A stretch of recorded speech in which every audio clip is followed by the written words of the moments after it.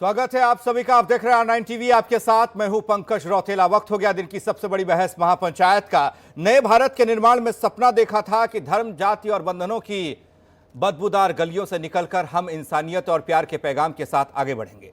लेकिन जैसे जैसे हम आगे बढ़ रहे हैं, समाज को बांट रहे हैं। नई सोच का नया भारत बनाने का सपना बुनने वाले देश में मोहब्बत के नाम पर चल रहा है एक मजहबी फरेब, जिसमें फना हो रही हैं तमाम लड़कियां, बेटियां, जिस पर कई सरकारें कानून बनाने जा रही हैं। चर्चा आज इसी पर चर्चा को आगे बढ़ाएंगे R9 टीवी के editor in chief Amitabh Agnihotri ji. स्वागत सर आपका। एक मजबूत पैनल हमारे साथ जुड़े, उससे पहले आप रिपोर्ट देखिए। लव जिहाद को लेकर उत्तर प्रदेश के मुख्यमंत्री योगी आदित्यनाथ मुखर हैं। आपको याद होगा, एक मंच से मुख्यमंत्री योगी आदित्यनाथ ने कहा था कि इलाहाबाद हाईकोर्ट ने अपने एक फैसले में साफ कहा है कि महज शादी करने के लिए धर्म परिवर्तन अवैध होगा। जी हां, वैध नहीं करार दिया जा सकता। प्रदेश सरकार इस बाबत सख्त प्रावधानों वाला कानून लाएगी। और तमाम देश की सरकारें, जहां बीजेपी की सरकार है, वहां से खबरें आने लगी हैं कि सरकार कानून बनाएगी, ठोस कानून। इसी पर आज बहस होगी। हमारे साथ मेहमान जुड़ चुके हैं, उनसे आपका परिचय करा दें। हरीश श्रीवास्तव जी बीजेपी से हमारे साथ हैं, अब्दुल हफीज गांधी समाजवादी पार्टी से हमारे साथ, सैफ खान कांग्रेस से हमारे साथ हैं, वेद मूर्ति जी हिंदू धर्मगुरु हमारे साथ हैं, फजील अहमद मुस्लिम स्कॉलर हमारे साथ हैं, ताहिरा हसन सामाजिक कार्यकर्ता कुछ ही देर में हमारे साथ जुड़ेंगी। चर्चा की शुरुआत अमिताभ जी हम करने जा रहे हैं आपसे। इस पूरे कानून को बीजेपी शासित प्रदेशों में तो देखा जा रहा है, क्या पश्चिम बंगाल और तमाम कांग्रेसी जहां सरकारें हैं वहां पर भी देखा जा सकता है? क्या देश के फलक पर देखा जा सकता है? क्या देखिए, मुझे लगता है ये मसला कांग्रेस, भाजपा, दक्षिणपंथी और वामपंथी इन खांचों में बटा हुआ नहीं है जी। मैं किसी भी किस्म के अतिवाद के पक्ष में कभी नहीं रहा अपने जीवन में। यहां भी मेरा दृष्टिकोण बहुत साफ है, दो टूक है। अंतर जातीय और अंतर धार्मिक विवाह ना गलत है, ना कानूनन अपराध है, ना वो विवाह सामाजिक व्यवस्था को छिन्न भिन्न करते हैं, ऐसा मैं मानता हूं। हां, पाप कहां आता है, हम ये बहस क्यों लेकर आए? पाप वहां आता है जहां विवाह में कोई भी पक्ष अपनी धार्मिक पहचान छुपाकर शादी करे। मुझे उस पर आपत्ति है, देश को उस पर आपत्ति है, क्योंकि नतीजे अच्छे नहीं आ रहे। अभी हरियाणा में जो हुआ, पूरे देश का माथा शर्म से झुक गया। पूरे देश का सड़क पर मार दिया बच्ची को। हमारे कई मित्र हैं जो देश के जाने माने चेहरे हैं, उन्होंने अंतर धार्मिक विवाह किए और उनके विवाहों में मैं भी रहा शामिल। शहनवाज भाई है, भाजपा के बड़े नेता, हमारे दोस्त मुख्तार अब्बास नकवी हैं, कोई दिक्कत नहीं। लेकिन सैयद शहनवाज हुसैन ने अपना नाम सुरेश नहीं बताया था अपनी पत्नी को विवाह से पूर्व, और ना मुख्तार अब्बास नकवी ने मोहन बताया था। ये क्यों? आप जो है वो बता के प्यार नहीं कर सकते, तो फिर आप जो कर रहे हैं वो प्यार तो नहीं हो सकता। वो क्या होगा इस बहस में मैं नहीं पढ़ता, लेकिन वो प्यार नहीं है, वो इश्क नहीं है, वो मोहब्बत नहीं है। जहां पर शुरुआत ही फरेब से हो, हम हाथ में अगर कलाबा बांध ले और अपना नाम सुरेश बता दे कुछ महीनों के लिए, और बाद में बच्ची को पता लगे कि ये तो सुरेश नहीं अशफाक है, वहां पाप है। आप अशफाक बनकर ही जाइए, या सुरेश है तो सुरेश बनकर जाइए, मुझे इसमें आपत्ति नहीं। आप सुरेश हैं तो सुरेश होके भी सलमा के घर जा सकते हैं प्रस्ताव लेकर। ये सलमा को तय करना है कि वो आपके साथ विवाह के बंधन में बंधना चाहती है बच्ची या नहीं।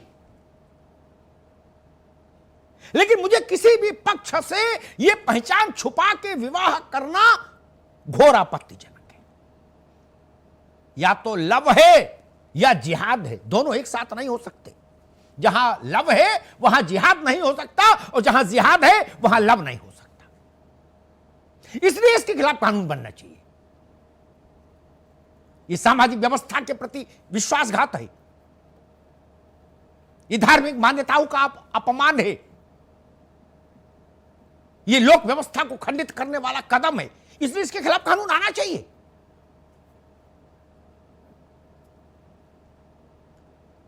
और मैं तो कहता हूं धार्मिक पहचान ही क्यों, जाति पहचान छुपाना भी गुनाह, क्षेत्रीय पहचान छुपाना भी गुनाह, माता पिता का नाम छुपाना भी गुनाह। जब विवाह कर रहे हैं तो सब कुछ एक दूसरे को पता नहीं होना चाहिए क्या? होना चाहिए ना। और अगर इतनी ईमानदारी भी नहीं है तो विवाह क्यों कर रहे हैं? फिर आपकी नीयत पर शक होगा। मैं सिर्फ इतने बिंदु पर बहस करने आया, सीधी सपाट बात के साथ विवाह क्यों नहीं? बाद में पता लगता है कि ये जो भैया डोल रहे थे इतने दिन से मोटरसाइकिल लेके आगे पीछे, ये फलाने हैं। नहीं, फिर तो आपको जेल जाना चाहिए, और जेल भी जाना चाहिए, और जेल में आपकी खातिरदारी भी अच्छी होनी चाहिए। इसका भी उपबंध हो, प्रबंध हो। आप मजाक समझते हैं? आपकी नीयत पर शक है, इसलिए आज बहस लेके आया। मैं धरना प्रदर्शन वाला व्यक्ति भी नहीं, उस चीज को भी इंडोर्स नहीं करता कि किसी घर शादी हो रही है चले जाओ, कोई दिक्कत नहीं। सचिन पायलट, राजेश पायलट जी के बेटे, बड़े नेता हैं कांग्रेस के, कुछ समय पहले तक डिप्टी चीफ मिनिस्टर थे राजस्थान में। उनकी पत्नी मुस्लिम है, पहचान तो नहीं छुपाई। उनके विवाह में मैं गया था, राजेश भाई थे तब, मुझे कोई ऐतराज नहीं, अच्छी बात है। क्या समस्या है इसमें? लेकिन समस्या तब आएगी जब आप पहचान छुपाएंगे। राजेश पायलट को पता था, रमा जी को पता था, सचिन की मां को, कि ये फारूक अब्दुल्ला साहब की बिटिया है, और फारूक अब्दुल्ला साहब को यह पता था कि ये राजेश पायलट का बेटा है। शादी के लिए राजी, अच्छी बात है, स्वागत। मुझे नफरत है पहचान छुपाने वालों से, वो कोई हूं। मैंने इसलिए तमाम मित्रों के उदाहरण ले लिए। कई आईएएस अधिकारी मेरे दोस्त हैं जिन्होंने ऐसी शादियां की और सुखी जीवन जी रहे, प्रतिष्ठित जीवन जी रहे। कहीं कोई धरना प्रदर्शन की जरूरत नहीं। पहचान छुपाएंगे तो आपकी नीयत पर शक होगा, आप विवाह की पवित्रता को खंडित करने की अपराधी हैं। इसलिए आपके विरुद्ध कानून बनना चाहिए। मैं ताहिरा हसन जी से बात शुरू करूंगा। ताहिरा जी, मेरी पूरी लड़ाई इस बात पर है, जब आप विवाह जैसे या प्यार जैसे बहुमूल्य बंधन में बंधने जा रहे हैं, जिसको कभी कहा गया नूर की एक बूंद है जो सदियों से बहा करती है, तो उसमें ये 420 क्यों? आप नकबजनी करने जा रहे हो, डकैती डालने जा रहे हो क्या, कि कंबल ओढ़ के जाओगे? जो लोग ऐसा कर रहे हैं उनको सर्वोच्च किस्म का दंड क्यों नहीं मिले भाई कानूनन? देखिए अमिताभ जी, इसमें किसी को कोई एतराज नहीं है। जो धोखा कर रहा है, जो फरेब कर रहा है, कि उसको लव और जिहाद, जैसे आपने पहले ही कहा, लव के साथ जिहाद का जो है, इससे पूरे वर्ड से ही मुझे ऑब्जेक्शन है। लव और जिहाद एक साथ हो नहीं सकता। ये धोखेबाज है, ये जो धोखा कर रहा है शादी जैसे पवित्र बंधन में, तो उसके लिए तो फ्रॉड का केस उस पे है। तमाम हमारे पास धाराएं जो लगाया जा सकता है। लड़की जाके कहेगी कि इसने हमारे साथ धोखा किया, हमको गलत नाम बताया, जब घर जाएंगे तो उसे पता चलेगा, तो उसके लिए है, उसके लिए सजा का प्रावधान भी है, उसको सजा दी जाएगी। लेकिन अगर कोई बालिग अपनी खुशी से कर रहा है तो पूरी चीजों को देखिए, इसमें समेटने की बात नहीं होना चाहिए कि लड़कियों को फिर आप 3 और 14, अगर जो 18 साल से ऊपर के लड़के लड़की अपना जीवन साथी चुनने की अधिकार सुप्रीम कोर्ट ने दिया है। और अब तो Amitabh ji live in relationship भी है। लिव इन रिलेशनशिप में भी अगर लड़की को मारता है, जिसके साथ वो रह रही है, तो डोमेस्टिक वायलेंस एक्ट के अंतर्गत वो जा सकती है कोर्ट में, उसको रिड्रेसल मिलेगा। तो जब यहाँ तक है हमारा सुप्रीम कोर्ट यहाँ तक कि हमको इजाजत दे चुका है, तो मुझे लगता है ये कोई बात इतनी बड़ी नहीं है जिस तरह से कही जा रही है। जहां भी हो रहा है, जो हरियाणा में हुआ, उसको उससे 2 साल पहले उसका किडनैप किया गया था, तभी उसको छोड़ा जाना नहीं चाहिए था। कैसे उसको बदमाश को, दरिंदे को छोड़ दिया गया? तो देखिए, जहां भी ये बदमाश है, दरिंदे हैं, वो ईव टीजिंग करते हैं या छेड़छाड़ करते हैं या लड़कियों को फंसाने का काम करते हैं, वही एक्शन हो जाना चाहिए। ठीक है, ठीक है। यहाँ किसी प्यार से, मोहब्बत से और शादी से कोई मकसद नहीं है। जी ठीक है। मसला इतना सीधा भी नहीं जितना मेरी दोस्त ताहिरा जी कह रही है। इसके पीछे एक डिजाइन काम करती है। मैं बड़ा चश्मा लगा के देखा, चश्मा उतार के ढूंढ देखा, आज तक ये नहीं सोच पाया कि इसके पक्ष में कोई एक फजूल का भी तर्क मिल जाए कि भाई आपने अपना नाम सुरेश क्यों रखा, क्या समस्या थी? अशफाक रख के जाते तो क्या समस्या थी? सुरेश रखने में लाभ क्या? वो तो धोखाधड़ी का केस हो गया अमिताभ जी। ना इनको टांगना पड़ेगा। ठीक है ताहिरा जी, इनको टांगना पड़ेगा, इनको टांगना पड़ेगा ताकि नजीर बने, दूसरा कोई अशफाक सुरेश ना बने, सुरेश अशफाक ना बने। इसके लिए एक बार टांगना पड़ेगा, कानून ऐसा बनाना पड़ेगा। फजील अहमद साहब, हिंदू मुसलमान से शादी करे, मुसलमान पारसी से करे, पारसी सिख से करे, सिख ईसाई से करे, यहूदी से करे, सबका स्वागत। किसी को कोई ऐतराज करने का अधिकार ही नहीं, ना सामाजिक अधिकार ना कानूनी अधिकार। ठीक, ताहिरा जी ने सुप्रीम कोर्ट कहा, मैं सुप्रीम कोर्ट छोड़ देता हूं, मैं कहता हूं सामाजिक स्तर पर भी किसी को अधिकार नहीं, कोर्ट तो बात की बात है। लेकिन मसला तब है जब आप अपनी मूल पहचान छुपाकर पहले प्रेम की पींगे बढ़ाओ, फिर उसको शादी के बंधन में ले आओ, और उसके बाद उसको पता लगे कि ये तो मामला ये है। इसके पीछे सोच क्या रहती है, मैं तो आज तक समझ नहीं पाया कि इस चीज की जरूरत क्या। मैंने कई उदाहरण दिए, राजेश पायलट जी के, सचिन का उदाहरण दिया, शहनवाज भाई का दिया, मुख्तार अब्बास नकवी जी का दिया, बहुत सारे ऐसे उदाहरण मैं दे सकता हूं। वहां कोई समस्या नहीं, लेकिन अपना नाम, अपने बाप का नाम तो सही बोलो जी।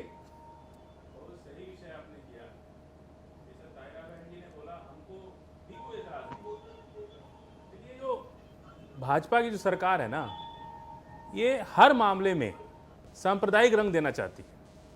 देखिए, हिंदू मुसलमान की शादी जब होती है उसको बोलते हैं स्पेशल मैरिज एक्ट।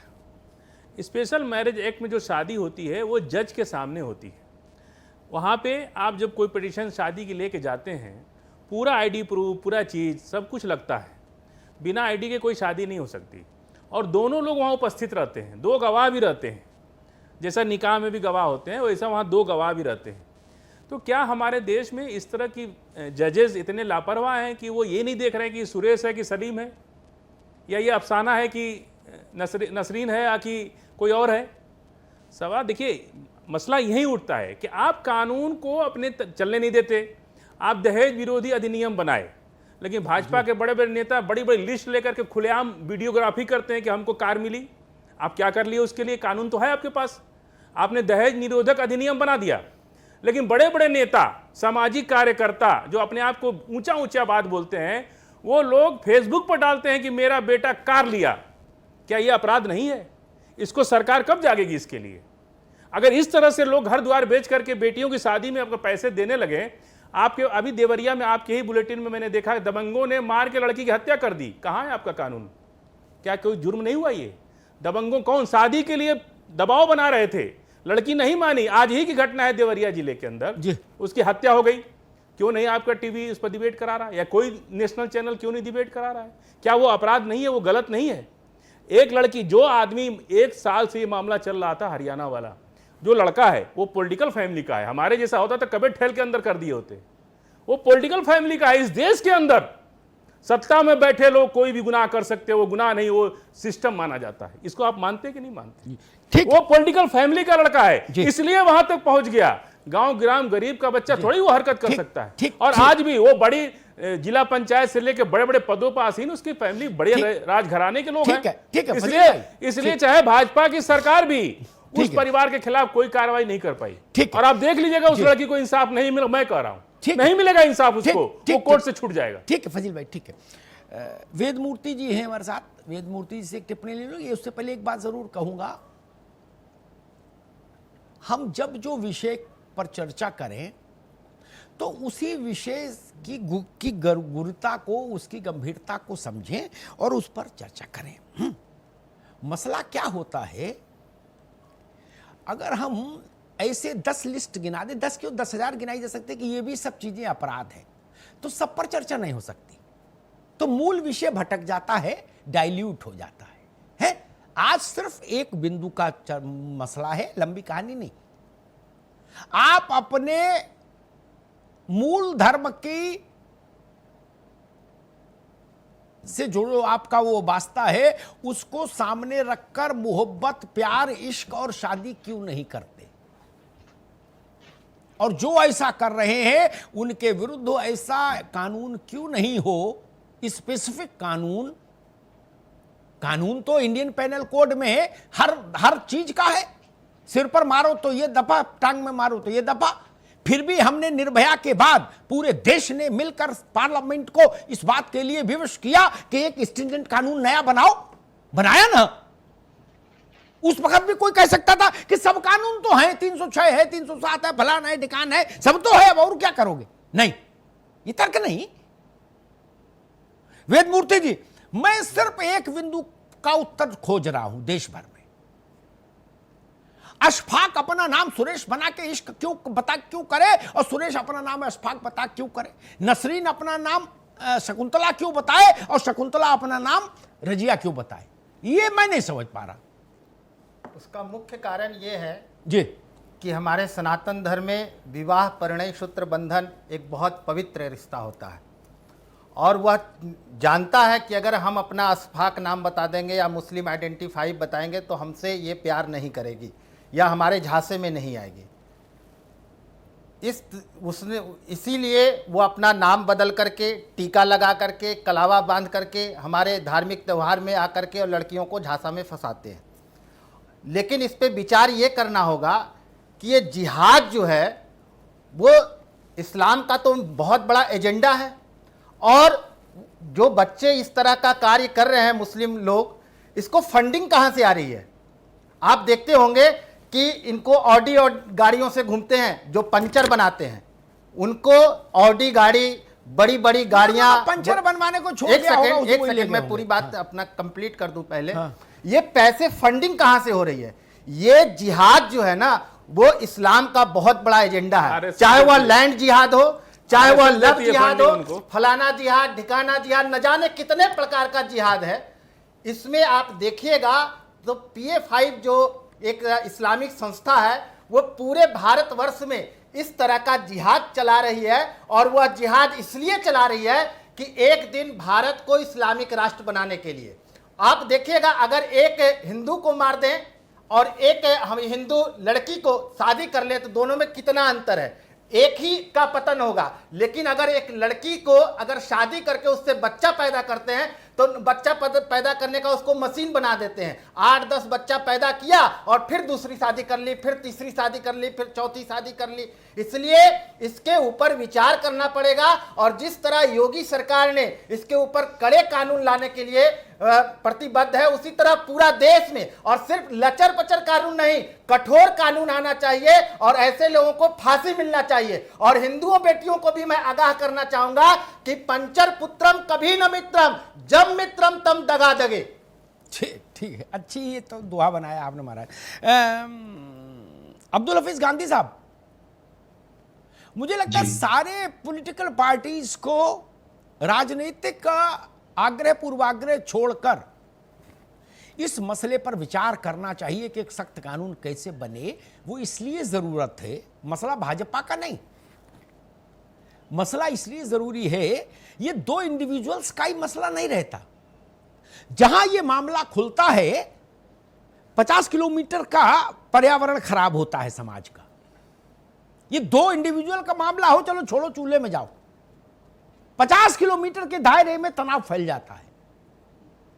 हम अनुमति नहीं दे सकते ना इस बात की। ये दो लोगों की जालसाजी का मसला नहीं है, 50 गांव में लट्ठम लट्ठा होती है उसके चलते। क्यों नहीं एक सख्त कानून बने? अब्दुल हफीज साहब।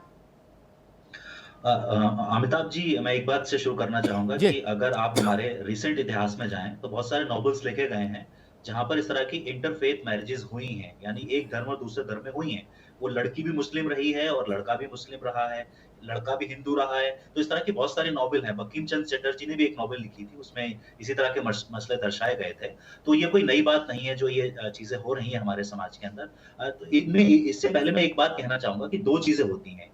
पहली चीज तो ये थी कि जब कंसेंटिंग एडल्ट्स होते हैं तो अपनी मर्जी से वो शादी कर रहे हैं, वो किसी भी जाति संप्रदाय से हो, वो शादी कर सकते हैं। भारत का संविधान भी इसकी इजाजत देता है। और जैसा पहले कहा गया, इसके लिए कानून भी बनाया गया है, स्पेशल मैरिज एक्ट 1954 बनाया गया है कि जहां दो अलग धर्म के लोग शादी करना चाहें और वो कंसेंटिंग एडल्ट्स हैं, यानी कि वो कानूनी तौर पर जो है बालिग हैं, तो वो शादी कर सकते हैं। सवाल जब उठता है जब आप जबरदस्ती किसी को धर्म परिवर्तन कराते हैं, तो वो अलाउड नहीं है। इलाहाबाद हाईकोर्ट ने भी कहा है कि सिर्फ और सिर्फ आप धर्म परिवर्तन इसलिए करेंगे कि आप शादी कर सकें, और जिस धर्म में आप जा रहे हैं उस धर्म में आपकी कोई आस्था नहीं है, उस धर्म का कोई ज्ञान नहीं है, तो ऐसा कन्वर्जन नहीं माना जाएगा। इसको तो हाईकोर्ट ने भी कहा है और पहले भी supreme court lily Thomas case में कह चुका है कि इस तरह के कन्वर्जन नहीं माने जाएंगे। तो सवाल उठता है कि कन्वर्जन फोर्स से या अलुरमेंट से या लालच देकर या सिर्फ शादी के लिए नहीं किया जा सकता। ये तो हमारा इंडियन कानून बहुत दिनों से कह रहा है, हाईकोर्ट ने भी कहा है और सुप्रीम कोर्ट ने भी कहा है।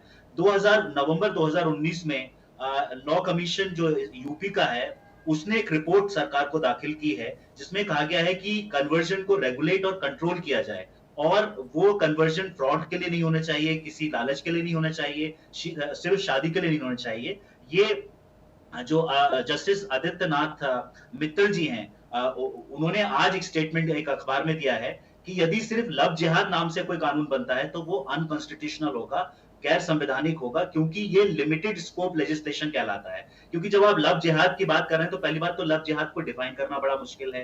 दूसरी चीज कि आप सिर्फ हिंदू और मुस्लिम के दायरे में देख रहे हैं। अगर आप कोई ऐसा कानून बनाते हैं जिसके दायरे में सभी धर्म के लोग आए, तो वो कानून हो सकता है कि संविधान के मुताबिक हो। लेकिन जब आप लव जिहाद कहते हैं इसका मतलब ये है कि लड़का मुस्लिम और लड़की हिंदू हो तो ऐसे ही संबंधों का। ठीक है अब्दुल भाई, ठीक है, ठीक बात आपने कही। मैं बहुत विनम्रता से कहूंगा, आपका जो आरंभिक पक्ष था वक्तव्य का, उसकी जरूरत नहीं थी। वो बात तो मैंने शुरुआत में कह दी कि मैं बहस क्यों लेकर आया। मुझे पता है सुप्रीम कोर्ट ने क्या कहा, मुझे पता है संविधान किस बात की अनुमति देता है। मित्र, उस पर तो विवाद ही नहीं। आपने शायद सुना नहीं, मैंने तो मुख्तार अब्बास नकवी, शहीद शाहनवाज हुसैन, सचिन पायलट तमाम उदाहरण दिए। उस कहानी की जरूरत ही नहीं। मेरा तो बिल्कुल एक, सुन लो भाई, आप सुन लो, आगे बात दोबारा आएंगे तो अपनी बात कहिएगा। मेरा सिर्फ एक बिंदु है, अपनी मजहब धर्म की पहचान छुपाकर प्यार और विवाह क्यों, उस पर बहस है महाराज। 18 साल से ऊपर को आजादी है, इस पर तो कोई बहस ही नहीं, चाहे जिसके साथ चाहे जो करे। ठीक, एक फ्रॉड है सीधा सीधा। ठीक है विनोद जी, ठीक है भाई, ठीक है विनोद जी। नहीं, सैफ खान, विनोद जी आए। अच्छा विनोद जी आए थे, सैफ खान ने। विनोद जी, वही मसला, अपनी पहचान छुपाकर, वो किसी भी चीज की पहचान हो, मैं तो ये कहता हूं केवल धार्मिक नहीं, किसी भी चीज की पहचान छुपाकर प्यार करना और निकाह करना दोनों गुनाह हैं। स्वाभाविक है उनके लिए कानून में विशेष व्यवस्था होनी चाहिए, इसमें ऐतराज कहां भाई। विनोद जी, नहीं, इसमें कोई ऐतराज नहीं है, और आपने बहुत अच्छे से डिटेल में शुरुआत में ही इसके सभी पहलुओं पर अपने विचार रख दिए हैं। मैं 2-3 बातें कहना चाहूंगा। देखिए, ऐसे जो भी लोग हैं वो प्रेम के लायक नहीं हो सकते, और उनको चिन्हित करके समाज को, परिवार को, सरकार को चिन्हित करके सामने लाके ऐसे लोगों पर हर तरीके का दबाव बनाने की आवश्यकता है, नंबर 1। नंबर 2, चूंकि जब भारतीय जनता पार्टी से आप सॉल्यूशन की उम्मीद करते हैं तो सारी समस्या वहीं खड़ी हो जाती है। ऐसे तत्वों का और बीजेपी का मूल स्वभाव एक है।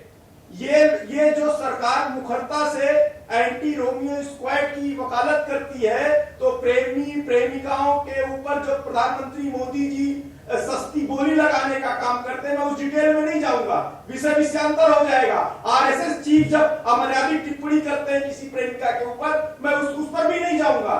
सवाल है इनके मूल स्वभाव का। वैलेंटाइन डे हो, कोई ऐसा हो, भाई बहन किसी जरूरत से परिवार के लोग पार्क में घूमने जाएं तो उस पर पुलिस की लाठियां चलती हैं, शब्दबाण चलाए जाते हैं भारतीय जनता पार्टी, बजरंग दल और उनके समर्थित संगठनों के द्वारा।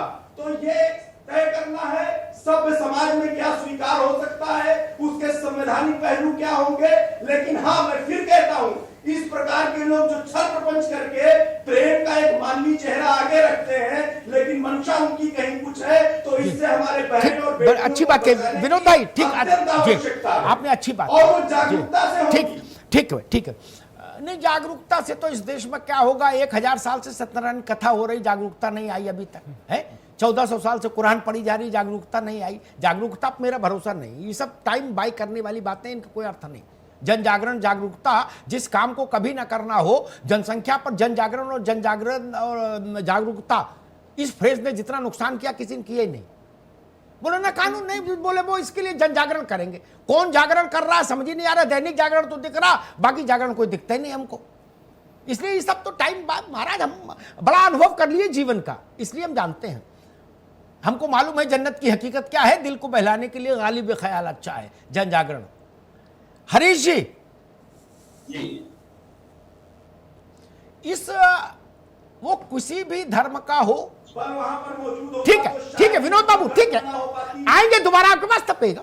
हरीश जी, वो किसी भी धर्म का हो, वो स्त्री हो या पुरुष हो, अगर विवाह के लिए अपनी किसी भी महत्वपूर्ण पहचान को छुपाता है, तो उसके लिए दंड विधान, विशिष्ट दंड विधान क्यों नहीं होना चाहिए? उसकी आलोचना क्यों? इसमें किसी को क्या तकलीफ?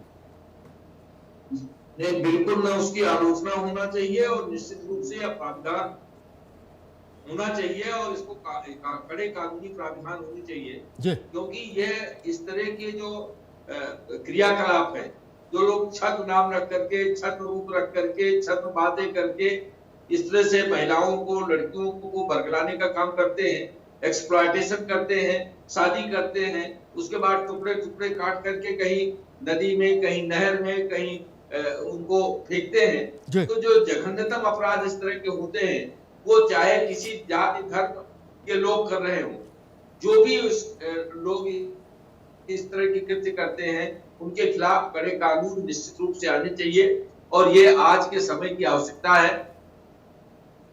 जब भी इस तरह के अपराध होते हैं तो समाज यह रोकता है, लेकिन अगर कुछ लोग शब्द जाल में इन बातों को परोसने की कोशिश करते हैं, तो मुझे लगता है कि उनको वास्तविकता से अपना वो मुंह मोड़ते हैं। और आए दिन इस तरह के घटनाएं समाचार के माध्यम से सबके सामने आती हैं, इसलिए इसमें कड़ा कानून आवे, ऐसे लोगों के खिलाफ सख्त से सख्त कार्रवाई का प्राविधान हो, ये स्वागत योग्य। मैं आपकी पूरी बात से सहमत। मैं ब्रेक पर जाऊं उससे पहले एक बात, हमारे दोस्त अब्दुल हफीज गांधी ने कुछ मसले उठाए थे, उन पर मैं अपनी समझ सामने रखता हूं एक सेकंड में, फिर पंकज जी ब्रेक पर जाएंगे। अब्दुल हफीज भाई, निश्चिंत रहिए, जो कानून बनेगा उसका टाइटल लव जिहाद नहीं होगा। चाहे कर्नाटक में बन रहा है, मध्य प्रदेश में बन रहा है, उत्तर प्रदेश में बन रहा है, हरियाणा बना, 4 राज्यों ने प्रोसेस स्टार्ट किया, उसकी शीट पर लव जिहाद नहीं लिखा होगा, लव जिहाद पर कानूनी नहीं लिखा होगा, वो उसका टाइटल होगा पहचान छुपाकर विवाह करने वालों के विरुद्ध कानूनी उपबंध। उसमें स्त्री भी आएगी, पुरुष भी आएगा, और वो सभी धर्मों के लिए समान रूप से लागू होगा। अब्दुल हफीज गांधी, इसलिए निश्चिंत रहिए, उसमें विश्व में जितने धर्म प्रचलित हैं सब इनकॉर्पोरेटेड होंगे, इसलिए वो चिंता मुझे लगता है निर्मूल है फिलहाल। एक छोटे से ब्रेक के लिए रुक रहे हैं, जल्द वापस आ रहे हैं, बने रहिए R9 टीवी के साथ।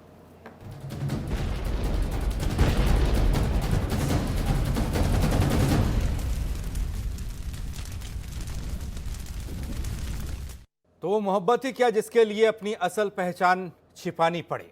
जी हाँ, धोखे में दूसरे को रखकर उसे प्यार का नाटक किया जाए। इसी को लेकर अब जब कानून बनने की बात आ रही है, चर्चा चल रही है। सीधे चल रहे हैं अमिताभ जी के पास। Please sir. मैं तो कहता हूं विवाद खत्म करने के लिए ताहिरा जी, जो इसमें 2, 4, 5, 10% विवाद है उसको भी खत्म करने के लिए सिक्के को पलट लेते हैं क्या, ताकि विवाद खत्म हो। मैं उस स्वभाव का आदमी हूं कि विवाद ना रहे। मैं ये कहता हूं सुरेश अपना नाम अशफाक करके अगर रजिया के पास जाए तो वो भी दंड का पात्र बने। ऐसे कानून बने तब तो कोई दिक्कत नहीं। कैसा भी सिक्का उछालो परिणाम बराबर आएगा। विवाद नहीं होना चाहिए। हाय तौबा नहीं, एक राय देश में बने। ताहिरा जी। बिल्कुल अमिताभ जी, मैंने जैसे पहले भी कहा कि धोखा देके, उसको गलत नाम बता के, सिर्फ जाल में, जैसे मैंने पहले ही कहा था, जाल में झांसा दे के फंसाना, ऐसे लोगों को तो सख्त से सख्त दंड दिया जाना चाहिए। वो किसी कम्युनिटी, किसी कास्ट, किसी रिलीजन के हो। महिलाओं के साथ शादी करने के बाद भी उनको प्रताड़ित करना, ऐसे लोगों को सख्त से सख्त सजा दिया जाना चाहिए। मैं तो वीमेन एक्टिविस्ट हूँ, हमेशा महिलाओं के मुद्दों में महिलाओं के साथ ही खड़ी हूँ। नहीं, इस तरह का अगर कोई भी कृत्य हो रहा है, मैंने पहले भी कहा, जैसे मैंने हरियाणा का केस कहा, वो बहुत ही दुखद था कि बिटिया को सरेआम मार दिया सिर्फ इसलिए कि उससे प्यार करो। उस दरिंदे के पास इतनी हिम्मत कहां से आई? क्यों नहीं उसके खिलाफ एक्शन पहले हुआ? तो देखिए एक्शन, मेरा ये कहना था कि ऐसे दरिंदे, वो किसी कास्ट, किसी कम्युनिटी के हो, जो महिलाओं को कम्युनिटी समझते हो, उनसे नो नहीं, बर्दाश्त नहीं हो, उनके साथ सख्त से सख्त सजा होना चाहिए। ठीक बात। Very very good. कोई कानून बने, जो कानून मौजूदा है उनका इस्तेमाल किया जाए, लेकिन उनके खिलाफ एक्शन होना चाहिए। Very good, very good. कोई अगेंस्ट नहीं। जी बिल्कुल ठीक बात। फजील भाई, मैं सिक्के को फिर एक बार पलटता हूं आपके पास आने से पहले, ताकि विवाद के जितने भी छेद हैं वो बंद कर दूं, वहां एमसी लगा दूं, एक राय तो देश में बनाऊं। देखिए, मैं तो कह रहा हूं, एक से सुन लो हमारा, मैं तो कह रहा हूं अगर बिटिया भी धोखा दे के जाए, रेहाना से शकुंतला और शकुंतला से रेहाना है, तो भी एक ऐसा कानून हो उसको भी दंडित करे। ना स्त्री पुरुष का भेद, ना मजहब का भेद। देखिए, सीधा कानून, पहचान छुपाकर विवाह किया, आ जाओ भैया अंदर। इसमें तो कोई ऐतराज ही नहीं किसी के लिए। फिर ये कानून भाजपा की सरकार बनाए, चाहे कांग्रेस की, चाहे ममता दीदी बनाए। आपने एक बात अभी कही बहुत अच्छी जी, कि कानून में लव जिहाद रहेगा ही नहीं। नहीं, लव जिहाद शब्द नहीं है। अगर इनकी भाषा में भी लव जिहाद न रहे ना, तो हमें इनसे कोई एतराज नहीं। इनकी हर भाषा में हमारा विरोध है।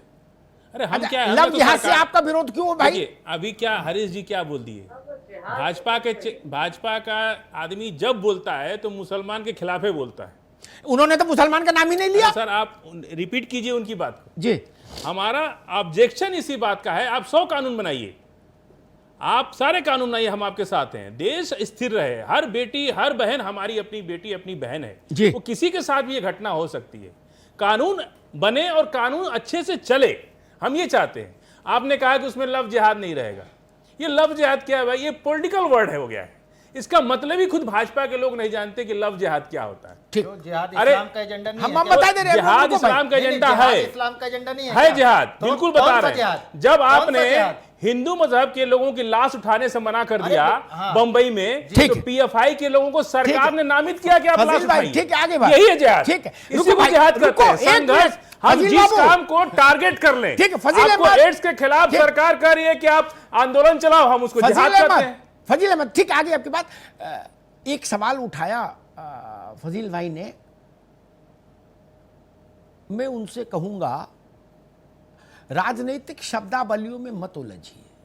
राजनीतिक शब्दावलियों पर रोक का कोई कानून नहीं बन सकता। नहीं बन सकता है सर। अरे बात सुन लो, बनाना चाहिए। आगे आपकी बात सुन लो। नेता, राजनेता, सामाजिक कार्यकर्ता जब इस तरह की भाषा बोलेगा, समाज में आग लगती है। अरे रुको भाई, समाज विखंडित होता है, देश टूटता है। अब आगे बात, अब थोड़ा रहम करो महाराज, थोड़ा रहम करो।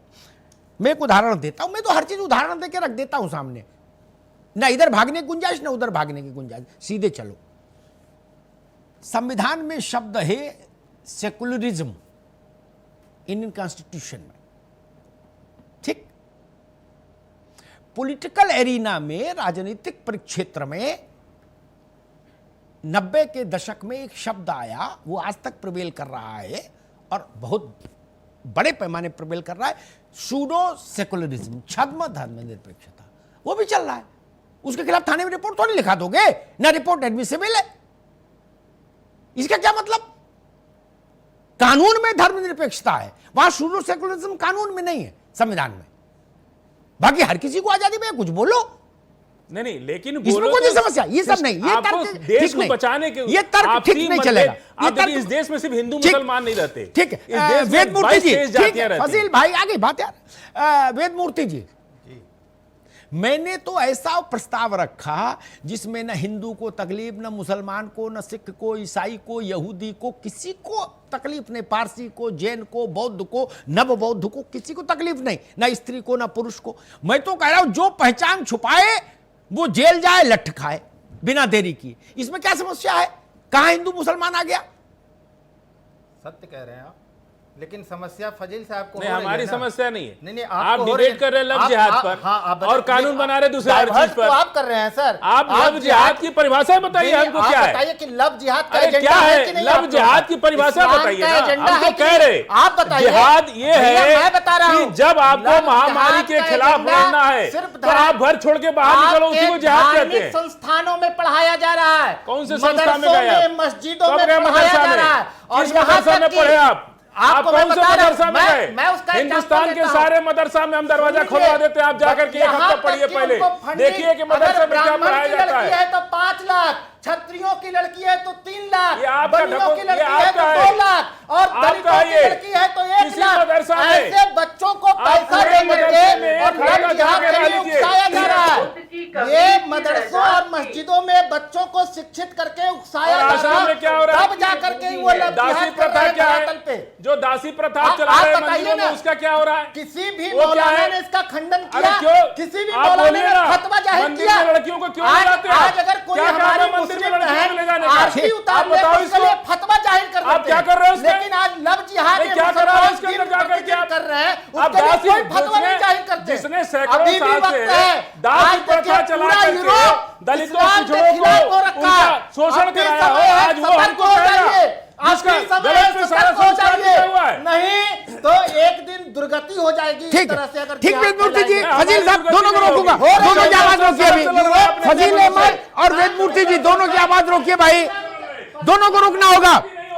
वेदमूर्ति जी, वेदमूर्ति जी, आपकी आवाज बाहर नहीं जा रही है।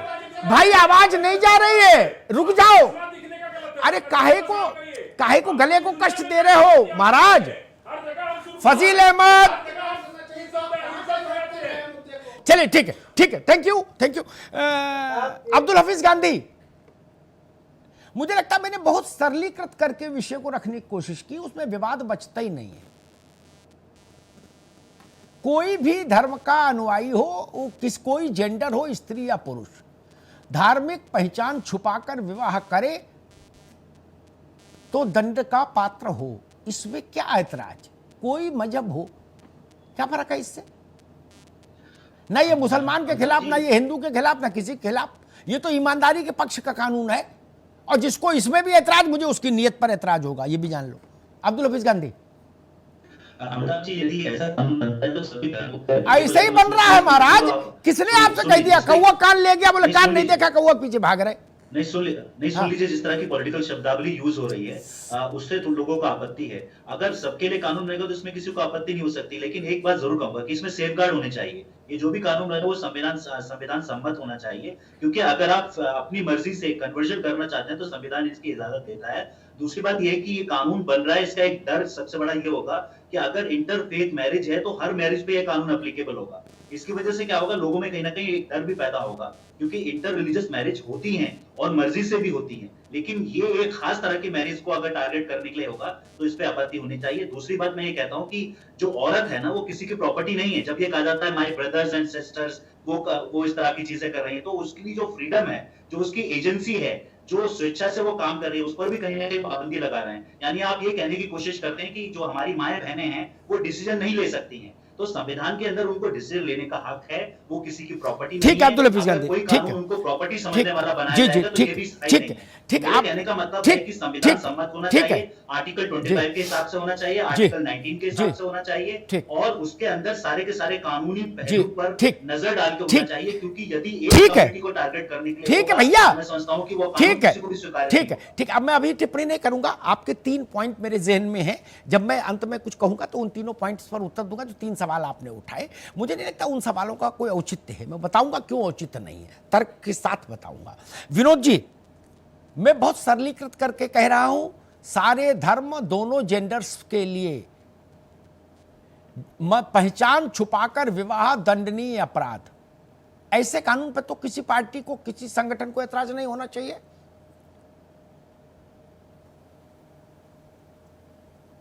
नहीं, बहुत सटीक और सार्थक आपका सुझाव है जी। और समय आ गया है, मैं समझता हूं अमिताभ जी, अब हमें इंतजार नहीं करना चाहिए।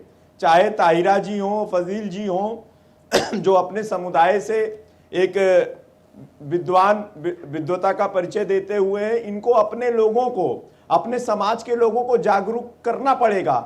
हम लोगों को, जैसे हम ऑनर किलिंग के कुछ दुखद इंसिडेंट्स आते हैं, दहेज की समस्या है, ये सामाजिक दबाव है, जो परिवार अफोर्ड नहीं कर सकता है वो कहीं ना कहीं अपने आप को अपमानित महसूस करता है, और ऐसा सामाजिक ताना बाना है कि उसको दबाव का शिकार होना पड़ता है। इस सब में अगर कोई सबसे ज्यादा प्रभावित होता है तो हमारी बहन और बेटियां होती हैं। ये सवाल राजनीतिक सॉल्यूशन से मात्र नहीं निकलने वाला है, और इसलिए जागरूकता की आवश्यकता है। सामाजिक तौर पर इसको स्वीकार करना पड़ेगा, ठीक बात। और हमारे आने वाली पीढ़ी को, वर्तमान पीढ़ी को जो ये सामाजिक दबाव है उससे निजात दिलाने की ईमानदारी से प्रयास करने की आवश्यकता है। सहमत हूं विनोद भाई, किसी तरफ हो, ठीक बात। अगर हम इस बहस में चले जाएंगे, आपकी तरफ है हमारी तरफ नहीं है, तो हम सोल्यूशन नहीं खोज पाएंगे। यू आर वेरी राइट, ठीक बात। हरीश जी, बाकी को मैं सहमत करा रहा था, आपके सामने प्रस्ताव रख रहा हूं। आपकी भूमिका थोड़ी अलग है क्योंकि आप रूलिंग पार्टी के प्रतिनिधि हैं। ऐसा कानून जो स्त्री पुरुष पर समान रूप से लागू हो, वो किसी भी धर्म के अनुयायी हो, विवाह में आपने पहचान छुपाई तो आप दंड के पात्र हो। कानून सिर्फ इतना ही बनना चाहिए, तो मुझे लगता फिर देश के किसी कोने में उसकी आलोचना के लिए अवकाश नहीं होगा, और जो आलोचना करेंगे वो बेनकाब हो जाएंगे। हरीश जी। नहीं, निश्चित रूप से अमिताभ जी, जो कानून होगा वो सभी देश के सभी नागरिकों के लिए, सभी धर्म समुदाय के लोगों के लिए एक सा होगा, और सभी को उसको उसी लेटर एंड स्पिरिट में पालन करना चाहिए। हर व्यक्ति अगर अपनी धर्म के हिसाब से अलग अलग व्याख्या करने लगेगा कानून का, तो जो लोग संविधान की बात कर रहे हैं वो लोग आए दिन तमाम संविधान के प्राविधानों को यह कहकर नकार देते हैं कि तो हमारे धार्मिक प्राविधानों के अनुकूल नहीं है, हम तो इससे गौर नहीं होते। तो उन लोगों के लिए सोचना है। हम लोग तो हमारा तो संकल्प ही है सबका साथ, सबका विकास, सबका विश्वास, और सबके लिए काम कर रहे हैं। जितनी लोक कल्याणकार की नीतियां हैं वो सबको समान रूप से सबके डोर स्टेप पे पहुंच रही है। कहीं कोई भेदभाव आज तक हुआ हो देश में तो आप बताइए। तो ये जो लोग इस तरह की ताकतें हैं उनको ये सोचना होगा। बाकी जो कानून आएगा वो सभी जाति धर्म संप्रदाय और समुदाय के लिए एक सा होगा, और जैसा आप कह रहे हैं वो उसी भावना के अनुकूल ही कानून आएगा, जो सभी धर्म के लोगों को इस तरह के छद्म वेशधारियों के लिए छद्म रूप और नाम धारण करके महिलाओं को एक्सप्लॉइट करने वाले। हरीश जी, इंतजार रहेगा। माफी के साथ आपको रोक रहा हूं, वक्त इजाजत नहीं दे पा रहा है। अमिताभ जी के पास सीधे चल रहे हैं संपादकीय टिप्पणी से। अब्दुल हफीज गांधी ने जो कुछ 3 बातें उठाई, वो मसला केवल अब्दुल हफीज गांधी का नहीं है जी। मैं तो एक चावल देखकर अंदाज करता हूं कि देगची का हाल क्या है। इसका मतलब देश में ऐसी बात सोचने का भी मानस है एक वर्ग में, कुछ लोगों में। उसी पर मैं रिस्पॉन्ड करूंगा। मेरे दोस्त, कौन क्या कह रहा, कौआ कान ले गया, कान देखो कौआ नहीं। इस चक्कर में मत पड़िए। नेता तो दिन भर ऐसा ऐसा अल्ल बल्ल बोलते हैं, उसको कोई इतना गंभीरता से लिया जाता है क्या? आप लोग जाने क्या क्या बोलते हो, पब्लिक से पूछो, वो इस काम सुनती से निकाल देती है। वो कहती भाई ये नेता लोग हैं, कौन मंच से क्या कह रहा है इस पर कोई टिप्पणी मैं नहीं करूंगा। हाँ, रुको भाई, ठीक, आपने एक प्रश्न किया कि महिलाओं के निर्णय लेने के अधिकार पर कोई कटौती नहीं होनी चाहिए। ऐसे कानून से महिलाओं के निर्णय लेने के अधिकार पर कोई कटौती होती ही नहीं, वो अधिकार अक्षुण्ण है। एक दूसरा, आपने कहा एक धर्म टारगेट नहीं होना चाहिए। मैं बहुत विनम्रता से कहूंगा, पर्सनल लॉस को छोड़ दीजिए, यानी धार्मिक परंपराओं को, क्योंकि वो कानून लिपिबद्ध तो है नहीं, वो तो परंपराएं हैं, उन्हीं को कानून का शक्ल दे दिया हम लोगों ने, है ना। जवाहरलाल जी हिंदू कोड बिल ले आए, पार्लियामेंट में लाना था जवाहरलाल जी को, जो उन्होंने कमिटमेंट किया था कांग्रेस वर्किंग कमेटी में, वो किया था कि हम कॉमन सिविल कोड लाएंगे।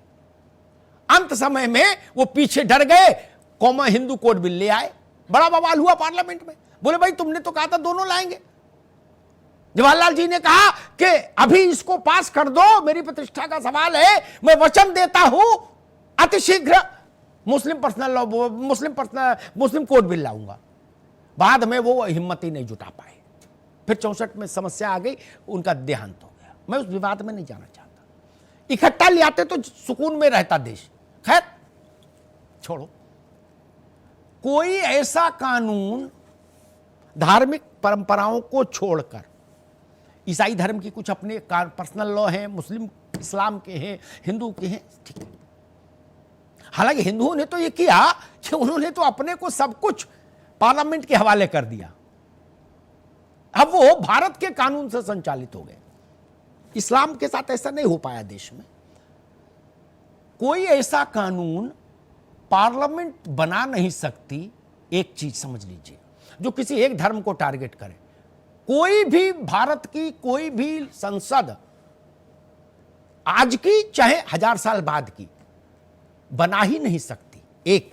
और मान लो जोर जबरदस्ती से बना भी दे तो भी मैं एक बात रख दूं, ताकि हमेशा के लिए ये कानाफूसी बंद हो मुल्क में। एक आदमी दूसरे कान में कुछ कुछ बोले जा रहा है और तनाव फैला रहा है। मान लीजिए बना भी दे तो भी, मैंने 3 दशक तक पार्लियामेंट को कवर किया, मैं अपनी जानकारी से कहता हूं, भारत की संसद के द्वारा बनाया गया हर कानून जब तक कि वो स्पेसिफिकली 9th शेड्यूल में न डाल दिया जाए, तब तक वो न्यायिक समीक्षा के अधीन होता है। जुडिशरी को अधिकार होता है विधायिका के द्वारा बनाए हुए कानून को संविधान की कसौटी पर कसना, उसको स्वीकार करना या रिजेक्ट कर देना कानून को। इसलिए ये भय भी निराधार है, क्यों फैलाओ, कोई ऐसा कोई कर ही नहीं सकता भाई। और एक बात और कहते, जो भी उठी थी वहां तक गाड़ी चली गई, जाना नहीं चाहिए था, जाना था लखनऊ और गाड़ी मोड़ दी ये इधर रायबरेली की ओर, तब तो गलत हो गया। किसी ने कहा हिंदू राष्ट्र, किसी ने कहा मुस्लिम राष्ट्र, वेदमूर्ति जी ने। मैं दोनों को कहूं, इतिहास पढ़िए तो पता लगेगा, भारत किसी दबाव में धर्मनिरपेक्ष नहीं हुआ। यह भारत के मन का फैसला था अपना, वरना उस समय जो हिस्सा हमसे अलग हुआ था वो धर्म आधारित राष्ट्र बना। भारत बन जाता तो कौन रोक लेता? और उस समय तो देश में मानस भी था कि बना दो बना दो बना दो एक वर्ग का। उसके लिए तथ्य भी थे, प्रमाण भी थे, साक्ष्य भी थे। रेलगाड़ियां आ रही थी पाकिस्तान वाले पंजाब के हिस्से से, उनमें लाशें भरी थी, लेकिन भारत ने मंजूर नहीं किया धर्माधारित राष्ट्र। कौन माई का लाल हिंदुस्तान को धर्माधारित राष्ट्र बना सकता है? ना किसी मुसलमान में इतनी ताकत, ना किसी हिंदू में इतनी ताकत। ये गलतफहमी का प्रचार मत करो भाई, कोई दया करो प्रभु, देश को आगे बढ़ने दो। कौन सी डुगडुगी बजाते हो सब लोग? और एक बात समझ लीजिए, ये सब हम लोग जब बहुत सारी चीजों को एक साथ अध्ययन में रखेंगे तो शायद हम इस दुष्प्रचार से बच सकेंगे। एक आखिरी बात कहता हूं, ताहिरा जी को इस बात का इल्म होगा, जरूर होगा, अब्दुल हफीज गांधी साहब को होगा। 9 जजेज की एक पूर्ण पीठ ने सुप्रीम कोर्ट के एक निर्णय दिया। उसने कहा कि संविधान में संशोधन करने का विधायिका का अक्षुण्ण अधिकार है, कोई कानून उस पर रोक नहीं लगा सकता, क्योंकि पीपल्स विल है, लोग चाहते हैं तो बदलाव होंगे और हो भी रहे। उसने कहा लेकिन जो इसका बेसिक स्ट्रक्चर है, जैसे घर का जो कॉलम और बीम और नींव है, उसने कहा ये नहीं बदल सकता कोई भी संसद, 2/3 1/3 का भी चक्कर नहीं, no one can change, full stop. फिर कानाफूसी क्यों होती है? कोई नौबस्ता में किसी के कान में फूंक देता है, कोई हजरतगंज में फूंक जाता है, कोई बरेली में फूंक देता है, कोई बनारस में फूंक देता है, कोई अलीगढ़ में फूंक देता है। ये क्यों कर रहे हो भाई? जी। जब सीधे सीधे स्पष्ट मनाई है कि जो उसका बुनियादी ढांचा है वो कोई चेंज नहीं कर सकता, किसी की सीटें कितनी आए। और एक छोटी सी बात याद है, इसलिए याद आ गई इसलिए कह दूं, अयोध्या का आंदोलन चल रहा था, विवाद बहुत चरम पर था। हरीश जी, मैं एक दिन 2 लोगों से एक मिला, सुबह शहाबुद्दीन साहब से मिला और शाम को अशोक जी से मिला, अशोक सिंघल जी से। क्या? और मैंने उनसे पूछा कि अच्छा चलो आप कोई प्रधानमंत्री बना दे तो जो कह रहे वो कर दोगे? तो दोनों ने व्यक्तिगत बातचीत में कहा नहीं, चलना तो संविधान से ही पड़ेगा। सैयद शहाबुद्दीन ने भी कहा, जिन्होंने मुझे इंटरव्यू ये दिया था कि अगर ऐसा हुआ तो मुसलमान बंदूक उठा लेगा, छापने के लिए ये बोले थे शहाबुद्दीन है, और सिंगल साहब छापने के लिए बोले थे कि 33,000 मस्जिदें खाली कराएंगे। क्या? मैंने पूछा था मान लो आपको पीएम बना दे तो कर दोगे? तो दोनों ने मुझसे व्यक्तिगत कहा ना भैया, संविधान से चलेंगे, ये भारत है, ये समझिए। बहुत शुक्रिया आप सभी मेहमानों का। अमिताभ जी आपका भी बहुत बहुत शुक्रिया। आप नाम तो प्यार का है लेकिन उसके पीछे फरेब और फरेब को देखते हुए अब कानून लाने की तैयारी, जिससे कि लफ्ज़ जिहाद नाम की इस डर से, इस खौफ से तमाम बहन बेटियों को बाहर निकाला जा सके। महापंचायत में इतना ही, बाकी खबरों के लिए बने रहिए R9 TV के साथ।